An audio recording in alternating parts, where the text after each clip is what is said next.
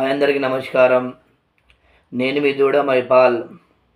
అయితే తెలంగాణ రాష్ట్ర ప్రభుత్వం నూతనంగా ఇందిరమ్మ ఆత్మీయ భరోసా స్కీము రైతు కూలీల కోసం 12,000 రూపాయల స్కీమును తీసుకొచ్చింది.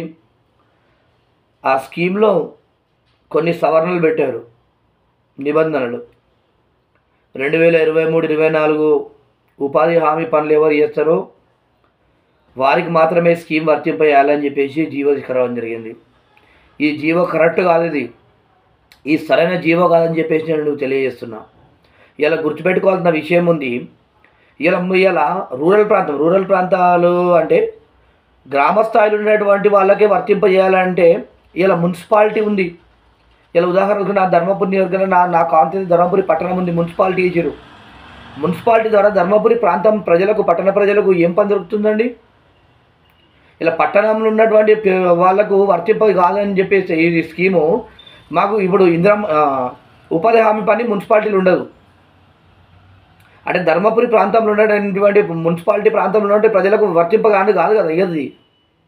ఈ జీవోని ఖచ్చితంగా అన్ని రూరల్ ప్రాంతాలకు, అర్బన్ ప్రాంతాలకు మున్సిపాలిటీలో కూడా వర్తింప చేసేది.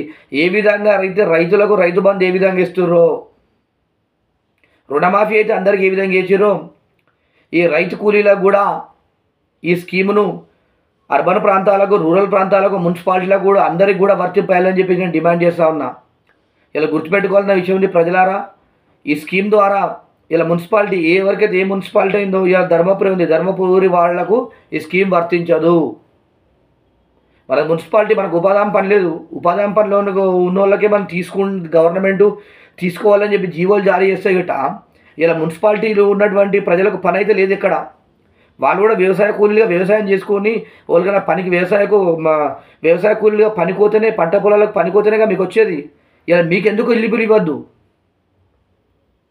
ఇలా కష్టంగా మున్సిపాలిటీ ప్రాంతం, అర్బన్ ప్రాంతాలు, రూరల్ ప్రాంతాల్లో కూడా తెలంగాణ రాష్ట్ర ప్రభుత్వం ఈ జీవోను సవరించి ఈ అందరికి ఇంప్లిమెంట్ అయ్యే విధంగా చూసుకోవాలని చెప్పి నేను డిమాండ్ చేస్తున్నాను. నేను మీ దూడ మైపాల్, ధర్మపురి కంటెస్టెడ్ ఎమ్మెల్యే.